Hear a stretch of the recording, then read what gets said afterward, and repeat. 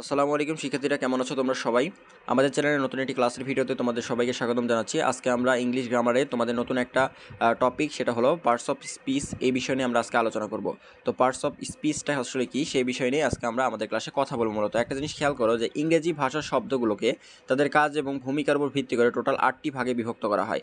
এখন এই 8টি ভাগগুলো কি কি একটু ভালো করে খেয়াল করো। 8টি ভাগগুলো হচ্ছে তোমার noun, pronoun, adjective, verb, preposition, conjunction, interjection ইত্যাদি। তার মানে এই যে 8টি ভাগে ভাগ করা হয় টোটাল বিষয়গুলোকে, এগুলোকে এক একটিকে বলা হয় হচ্ছে তোমার পার্টস অফ স্পিচ। তো এই বিষয়গুলো নিয়ে নিচে আমরা আলোচনা করব। তো বেশি কথা না বাড়িয়ে চলো ভিডিওটি শুরু করা যাক। আমি এখানে তোমাদের পার্টস অফ স্পিচের যে 8টি নিয়ম আছে বা 8টি টপিক আছে, বিষয় আছে, যেমন নাউন একটা, প্রোনাউন একটা, এগুলার এরকম 8টার প্রত্যেকটা বিষয় তোমাদেরকে বুঝিয়ে দেবো আলাদা আলাদাভাবে, এবং প্রত্যেকটার উদাহরণ সহ তোমাদেরকে বুঝিয়ে দেবো যাতে তোমরা পরীক্ষায় ভালোভাবে অ্যান্সার করতে পারো। এটা সাধারণতভাবে তোমাদের গ্রামাটিক্যালের রুলসের একটা গুরুত্বপূর্ণ বিষয়, যেটা কিন্তু তোমাদের প্রত্যেকটা গ্রামাটিক্যালের আইটেম হিসেবে থাকে। তো এটা কিন্তু তোমরা না বুঝলে তোমরা গ্রামাটিক্যালে প্রবেশই করতে পারবে না। বলা যায় যে পার্টস অফ স্পিচটা হচ্ছে গ্রামাটিক্যালের মূল যে বিষয় সেটা। তো প্রথমে দেখো যে এখানে প্রত্যেকটি নিয়ম এবং উদাহরণ সহ এখানে ব্যাখ্যা দিয়েছি। প্রথমেই যেটা চলে আসে সেটা হচ্ছে নাউন।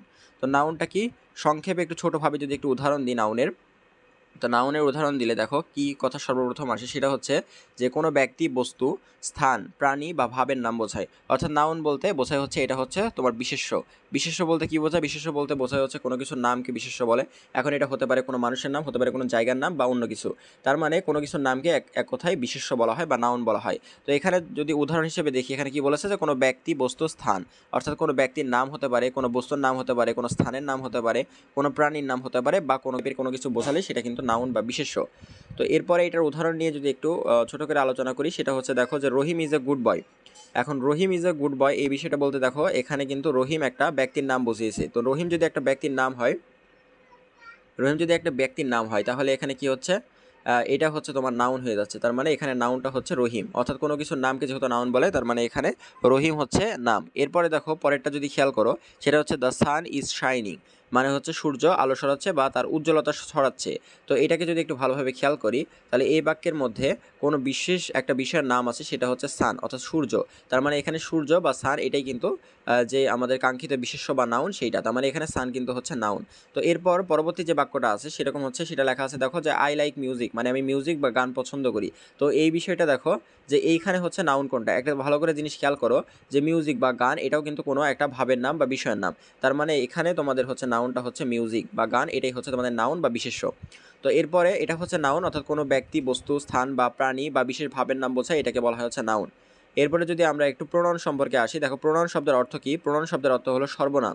অর্থাৎ নাউন শব্দের অর্থ ছিল বিশেষ্য বা কোনো কিছুর নাম, আর প্রোনাউন শব্দের অর্থ হলো সর্বনাম। তার মানে কি বোঝাচ্ছে যে প্রোনাউন হচ্ছে নাউনের পরিবর্তে যেটা বসে।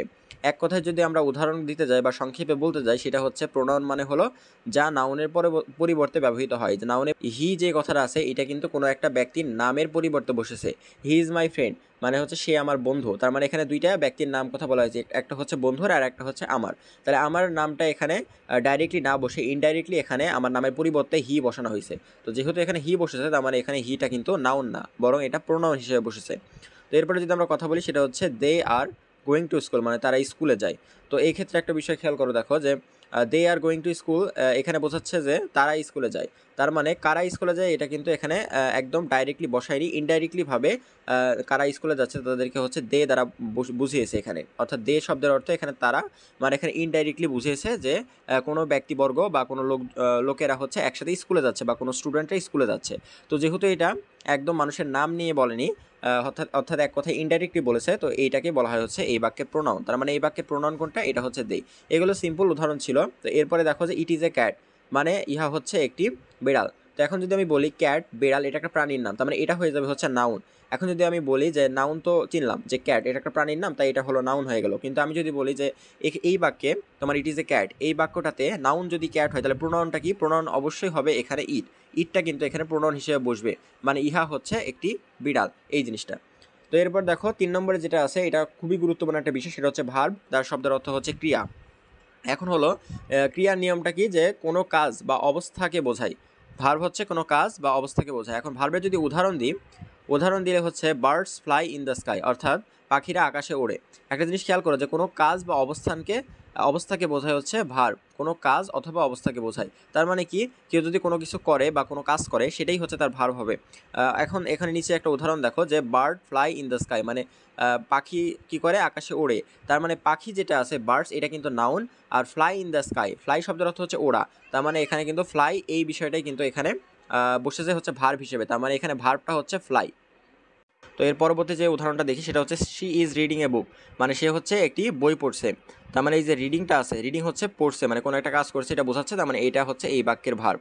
3 নম্বর যে উদাহরণটা আছে সেটা হচ্ছে উই প্লে ফুটবল, মানে আমরা ফুটবল খেলি, যেখানে প্লে শব্দের অর্থ খেলা বোঝাচ্ছে। তার মানে এখানে প্লে এটাই হচ্ছে বাক্যের ভার্ব হিসেবে বসছে, অর্থাৎ কোনো কিছু করা বোঝালে সেটাই হচ্ছে ওই বাক্যের ভার্ব হবে। 4 নম্বর যেটা আছে সেটা হলো বাক্যের অ্যাডজেক্টিভ। এখন অ্যাডজেক্টিভ বা বিশেষণ এটা বলতে কি বোঝায়? নাউন বা প্রোনাউনের দোষ, গুণ, সংখ্যা, পরিমাণ ইত্যাদিকে বোঝায়। অর্থাৎ নাউন বা প্রোনাউনে কি বোঝায়? দোষ, তারপর হচ্ছে গুণ, সংখ্যা, এরপর হচ্ছে পরিমাণ ইত্যাদিকে কিন্তু বোঝায়। তার মানে অ্যাডজেক্টিভ বলতে নাউন বা প্রোনাউনের দোষ, গুণ, সংখ্যা, পরিমাণ বোঝায়। অর্থাৎ যদি একটু ভালোভাবে দেখতে চাই, দেখো অ্যাডজেক্টিভ কোনগুলো, যেমন হচ্ছে হি ইজ এ ব্রেভ বয়। এখন যদি আমি হি ইজ এ ব্রেভ, এই মাঝখানে ব্রেভ কথাটা যদি আমি তুলে দিতাম, মানে ব্রেভ কথাটা যদি না থাকতো তাহলে কি হতো? একটা জিনিস খেয়াল করলে হতো হচ্ছে হি ইজ এ বয়, তার মানে সে একটা হচ্ছে বালক। এখন এই যে আমি বয় বললাম, এই বয়টা হচ্ছে নাউন, আর ব্রেভ কথাটার অর্থ হচ্ছে সাহসী। তার মানে হি ইজ এ ব্রেভ বয়, তার মানে সে হচ্ছে একটা সাহসী বালক। তার মানে বালককে এখানে সাহসী বোঝানো হচ্ছে। তার মানে তার প্রণয়নের দোষগুণ অবস্থা প্রকাশ করে সেটাকে অ্যাডজেক্টিভ বলা হয়। তাহলে এই বাক্যে বয় নাউনের গুণকে প্রকাশ করেছে হচ্ছে ব্রেভ, তার মানে ব্রেভ হচ্ছে এই বাক্যের অ্যাডজেক্টিভ। এর পরবর্তী যদি চলে যাই যে আই হ্যাভ 2 পেন্স, মানে হচ্ছে আমার 2টি কলম আছে। এখন আমি বলেছি যে অ্যাডজেক্টিভ হচ্ছে সংখ্যাকেও প্রকাশ করে, নাউন বা প্রণয়নের সংখ্যাকেও প্রকাশ করে। পেন এটা হচ্ছে নাউন এবং পেনের সংখ্যাকে প্রকাশ করছে হচ্ছে 2, এটা তার মানে 2টি কলম আছে, তার মানে 2 হচ্ছে এই বাক্যের অ্যাডজেক্টিভ। অ্যাডভার্ব, অ্যাডভার্ব শব্দের অর্থ হচ্ছে বিশেষণ, কিন্তু এটা হলো ক্রিয়া বিশেষণ, অর্থাৎ যেটা ক্রিয়াকে বিশেষায়িত করে। এখন নিয়ম হচ্ছে ভার্ব, অ্যাডজেক্টিভ বা অন্য অ্যাডভার্বকে বিশেষায়িত করে। এটার উদাহরণ হিসাবে যদি বলতে চাই সেটা হচ্ছে হি রান কুইকলি। এখন একটা জিনিস খেয়াল করো, সেটা হচ্ছে যে ভার্ব, অ্যাডজেক্টিভ বা অন্য অ্যাডভার্বকে বিশেষায়িত করে, এটার উদাহরণ হলো হি রান কুইকলি। এখন রান শব্দের অর্থ হলো দৌড়ানো। এই শব্দের অর্থ হচ্ছে এরকম যে হি রান কুইকলি, মানে সে হচ্ছে দ্রুত দৌড়াচ্ছে। ভার্বকে যেহেতু বিশেষায়িত করছে কুইকলি, তার মানে এই বাক্যের অ্যাডভার্ব যেটা আছে ওইটা হবে অবশ্যই কুইকলি। তার মানে যদি ভার্বকে কোনো কিছু বিশেষায়িত করে সেটাকে বলা হয় অ্যাডভার্ব, এবং নাউন বা প্রোনাউনকে যদি কোনো কিছু বিশেষায়িত করে বা তার দোষগুণ, অবস্থার সংখ্যা প্রকাশ করে সেটাকে বলা হবে হচ্ছে অ্যাডজেক্টিভ। 9 নম্বর যেটা আছে সেটা হচ্ছে প্রিপোজিশন। প্রিপোজিশন শব্দের অর্থ হলো অব্যয়। এখন অব্যয়টা কি? সেটা হচ্ছে নিয়ম, নাউন বা প্রোনাউনের সাথে বাক্যের অন্য শব্দের সম্পর্ক দেখায়। নাউন বা প্রোনাউনের সাথে কি করে? বাক্যের অন্য শব্দ যেগুলো আছে ওগুলো শব্দের সম্পর্ক দেখায়। এখন প্রিপোজিশনের উদাহরণ যদি আমরা নিচে একটু ভালোভাবে দেখতে যাই, সেখানে কিন্তু 2টা বাক্য রয়েছে। একটা হচ্ছে, প্রথমটা হচ্ছে দ্য বুক ইজ, এটা বাক্যের একটা অংশ, এবং পরবর্তী বাক্যের অংশটা হচ্ছে দ্য টেবল। তার মানে দ্য বুক ইজ, আর লাস্টের অংশ হচ্ছে দ্য টেবল। এখন এই বাক্যের 2টা অংশকে যুক্ত করার জন্য এমন একটা অব্যয়ের দরকার হয় যার জন্য বাক্যের 2টা অংশ মিলে যাতে একটা বড় বাক্য গঠিত হয়, এবং মাঝখানের যে অংশটা আছে সেটা হচ্ছে অন, এবং এই অনটাই হচ্ছে বাক্যের অব্যয়, যেটাকে আমরা প্রিপোজিশন বলছি। তার মানে প্রিপোজিশনের কাজ কি? প্রিপোজিশনের কাজ হচ্ছে নাউন প্রোনাউনের সাথে, অর্থাৎ পূর্বে যেটা ছিল, প্রথমে যে 2টা টপিক ছিল সেটা হলো নাউন প্রোনাউন, অর্থাৎ দ্য বুক এটা হলো নাউন, এরকম হতে পারে নাউন বা প্রোনাউন হতে পারে, এবং এটার সাথে বাক্যের এই যে অন্যান্য অংশ অর্থাৎ দ্য টেবলকে সম্পর্ক প্রকাশ করছে কে? এই অন। তার মানে এই বাক্যের হচ্ছে প্রিপোজিশন হিসেবে এটা অন বসেছে, তার মানে এই বাক্যের প্রিপোজিশন হচ্ছে অন। এরপর হচ্ছে she is going to school, মানে সে স্কুলে যায়। তার মানে শি বলতে এখানে প্রিপোজিশন বোঝাচ্ছে। তার মানে এই প্রিপোজিশন এবং হচ্ছে বাক্যের শুরুর অংশের সাথে বাক্যের শেষের অংশ হচ্ছে স্কুলকে সংযুক্ত করেছে কে? মাঝখানের হচ্ছে এই টুই হচ্ছে সংযুক্ত করছে। তার মানে যেহেতু টু সংযুক্ত করছে, তার মানে এই বাক্যের প্রিপোজিশন হচ্ছে টু। তো এরপর আমরা কথা বলবো হচ্ছে 7 নম্বর টপিক নিয়ে, সেটা হলো কনজাংশন। কনজাংশন শব্দের অর্থ হলো সংযোজক। অর্থাৎ এটাকে যদি আমরা উদাহরণ দিতে যাই বা এটা সংজ্ঞা দিতে যাই তাহলে এরকম হবে যে এটার নিয়ম হচ্ছে দুই বা ততোধিক শব্দ, বাক্যাংশ বা বাক্য সংযুক্ত করে, অর্থাৎ 2টা বা 2-এর অধিক শব্দ বা বাক্যাংশ কি করে? এরা একে অপরের সাথে সংযুক্ত করে, অর্থাৎ জোড়া লাগায়। তো এরকম টাইপ যদি কোনো কিছু হয় সেটাকে আমরা অবশ্যই কি বলবো? কনজাংশন বলবো বা সংযোজক। বাংলাতে সংযোজক এবং ইংলিশে হচ্ছে কনজাংশন বলতে পারি। এটার যদি উদাহরণ নিয়ে একটু আলোচনা করি সেটা হচ্ছে I like tea and coffee, মানে আমি চা এবং কফি পছন্দ করি। তো এই বাক্যের সাথে যদি আমি আর একটা নতুন একটা বাক্য অথবা নতুন একটা শব্দ, যেমন এখানে কফি যুক্ত হয়েছে, এরকম একটা নতুন একটা বাক্য বা নতুন একটা শব্দ যদি আমি অ্যাড করতে চাই বা যুক্ত করতে চাই, তাহলে এক ধরনের মাঝখানে আমাদের সংযোজক এক ধরনের চিহ্ন ব্যবহার করতে হবে, সংযোজক এক ধরনের বিষয় ব্যবহার করতে হবে, এবং এটাকেই বলা হয় হচ্ছে সংযোজক বা কনজাংশন।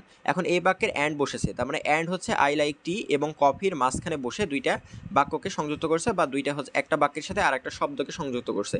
এই জন্য এই বাক্যের কনজাংশনটা হবে হচ্ছে অ্যান্ড। তো এটা পরবর্তী উদাহরণে চলে যায়, he is poor but honest. এখন এখানে একটা জিনিস খেয়াল করো, সেটা হচ্ছে যে ব্যক্তিটি হচ্ছে গরিব কিন্তু ব্যক্তিটি সৎ বা সততাবান, এই বিষয়টা বলেছেন। এখানে প্রথমে একটা জিনিস খেয়াল করতে হবে, সেটা হচ্ছে হি ইজ, এখানে একটা প্রোনাউন বা একটা বাক্যাংশ বলেছে, তার সাথে অনেস্ট মানে সততা, এই বিষয়টা সংযুক্ত করেছে কি মাঝখানের এই বার্ড চিহ্ন, এটা কিন্তু সংযুক্ত করেছে। কনজাংশনটা আছে, এই কনজাংশনটা কিন্তু হচ্ছে বার্ড কিন্তু কনজাংশন হিসেবে বসেছে। সর্বশেষ যে বিষয়টা নিয়ে আমরা কথা বলবো সেটা হলো ইন্টারজেকশন বা আবেগবাচক শব্দ।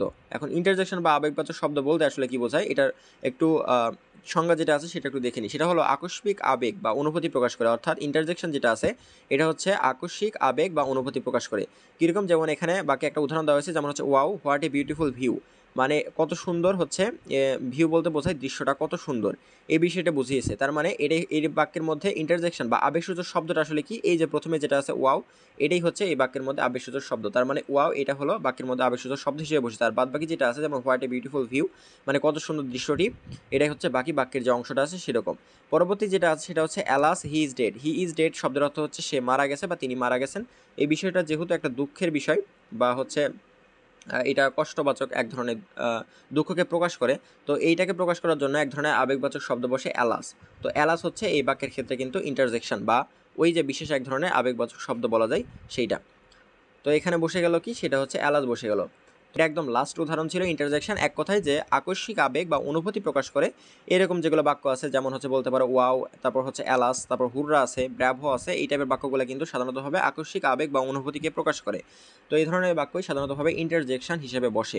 তার মানে আমরা আজকে পার্টস অফ স্পিচের যে 8টা টোটাল টপিক ছিল, সেই 8টা টপিক, যেমন হচ্ছে নাউন, প্রোনাউন, তারপর ভার্ব, অ্যাডজেক্টিভ, অ্যাডভার্ব, তারপর প্রিপোজিশন, কনজাংশন এবং সর্বশেষ হচ্ছে ইন্টারজেকশন, এই 8টা টপিক নিয়ে আমরা আলোচনা করলাম এবং 8টা টপিকের উদাহরণ সহ তোমাদেরকে বুঝিয়ে দিয়েছি যে কোনটা দ্বারা কী বোঝায় এবং নাউন আসলে বলতে কী বোঝায়, প্রোনাউন বলতে কী বোঝায়, এগুলো উদাহরণের সাথে সুন্দরভাবে তোমাদেরকে বুঝিয়ে দেওয়ার চেষ্টা করেছি। আশা করি এই ক্লাসটি করলে তোমাদের প্রকারে কোনো প্রবলেম থাকবে না।